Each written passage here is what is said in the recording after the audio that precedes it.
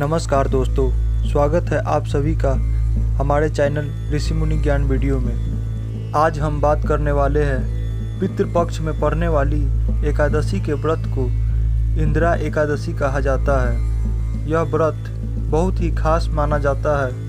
इंदिरा एकादशी का व्रत आश्विन मास के कृष्ण पक्ष की एकादशी को मनाया जाता है। इस बार इसकी तारीख 21 सितंबर 2022 यानी बुधवार को पड़ रहा है। मान्यताओं के मुताबिक पितरों को मोक्ष प्राप्ति के लिए यह व्रत किया जाता है। महाभारत में इस व्रत का जिक्र किया गया है। इस व्रत के महत्व के बारे में स्वयं श्री कृष्ण भगवान ने धर्मराज युधिष्ठिर को बताते हैं। पौराणिक मान्यता है कि इस दिन विधि पूर्वक व्रत रखने तथा व्रत की कथा सुनने से पितरों को श्राद्ध और दान करने से मुक्ति मिलती है। इस दिन व्रत और पूजन के साथ व्रत कथा का पाठ करना वाजपेयी यज्ञ के समान फल प्रदान करता है। इसकी व्रत कथा का वर्णन महाभारत में स्वयं भगवान श्री कृष्ण ने किया है। आइए जानते हैं इंदिरा एकादशी की व्रत कथा। सतयुग में इंद्रसेन नामक एक राजा महेश्मती राज्य में शासन करते थे। इंद्रसेन परम विष्णु भक्त और धर्मपरायण राजा थे और सुचारू रूप से राजकाज कर रहे थे। एक दिन अचानक देवर्षि नारद का उनकी राज्यसभा में आगमन हुआ।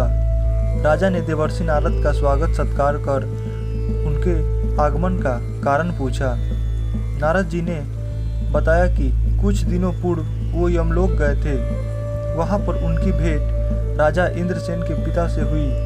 राजन, आपके पिता ने आपके लिए संदेशा भेजा है। उन्होंने कहा कि जीवन काल में एकादशी का व्रत भंग हो जाने के कारण उन्हें अभी तक मुक्ति नहीं मिली है और उन्हें यमलोक में ही रहना पड़ रहा है। मेरे पुत्रों और संतति से कहिएगा कि यदि वो आश्विन कृष्ण पक्ष की एकादशी का व्रत रखे तो उसके भाग्य से मुझे मुक्ति मिल जाएगी। नारद मुनि की बात सुनकर राजा इंद्रसेन ने व्रत का विधान पूछा और व्रत करने का संकल्प लिया। राजा ने पितर पक्ष की एकादशी तिथि पर विधि पूर्वक व्रत का पालन किया।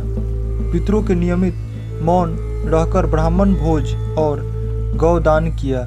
इस प्रकार राजा इंद्रसेन के व्रत और पूजन के भाग्य से उनके पिता को यमलोक से मुक्ति और वैकुंठ लोक की प्राप्ति हुई। उस दिन से ही इस व्रत का नाम इंदिरा एकादशी पड़ गया।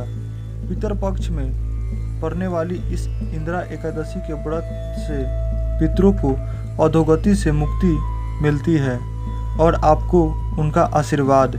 यदि कथा अच्छी लगी तो ऐसे ही कथा सुनने के लिए हमारे इस चैनल को सब्सक्राइब कर दें।